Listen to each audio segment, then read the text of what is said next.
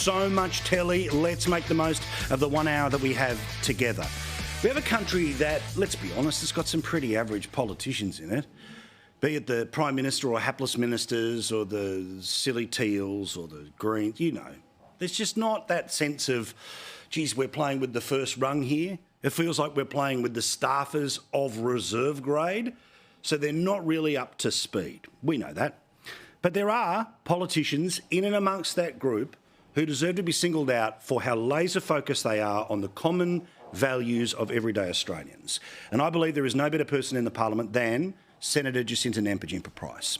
She showed herself to be so fearless last year when every establishment figure, establishment media, establishment business, polite society had its view about whether Australia should or shouldn't put something into the Constitution.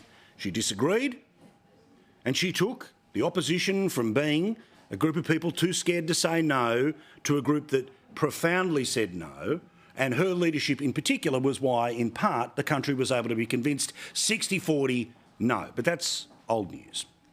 What I love about Jacinta, and I loved before she came into the Senate, when we talked to her for years before all of that, and of course she was doing her best on the council in Alice Springs, is that she will just find a way to explain complicated things in a fashion, again, that share the common values of decent and suburban Australia.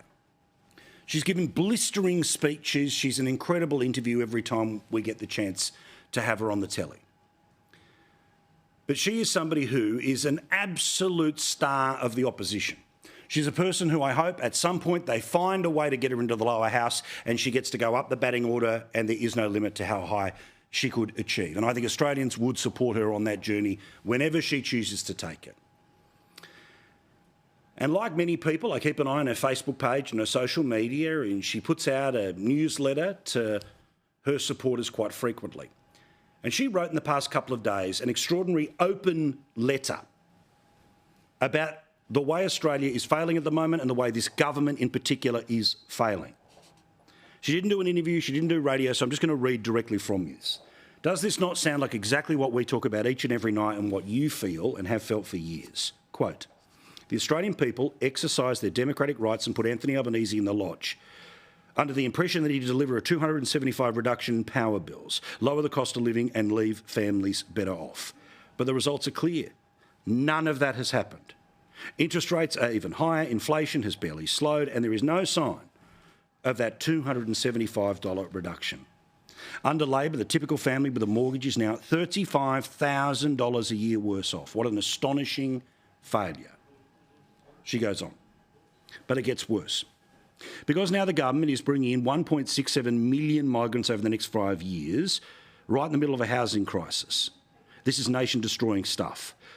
Now, this was written up today, in part by the Daily Mail, so their paragraph says that Senator Price finished the letter labelling Mr Albanese a creature of politics with misplaced priorities and no accountability. Back to Senator Price. Quote, Anthony Albanese is obsessed with his legacy and his photo ops. He's a creature of politics who is already turning his focus to the election rather than focusing on the problems you're facing. That's been the pattern of the last 2 years. Misplaced priorities, no accountability, and all politics all the time. She is 100% correct. She has a spectacular ability to speak like we speak and to reach out beyond the people who would normally seek out programs like this and have the conversations that you have at home each and every day. She's a real credit to herself, her family and the opposition. And again, I read you this because I want you to sign up to her newsletter at her website. I want you to follow her on social media. I want you to be right at the front lines of everything she does, every speech she makes in the parliament and every gesture that she makes in pursuit of a government that we know is all about lies and spin and gaslighting. She has a bright political future in front of her. And again, the sky is the limit.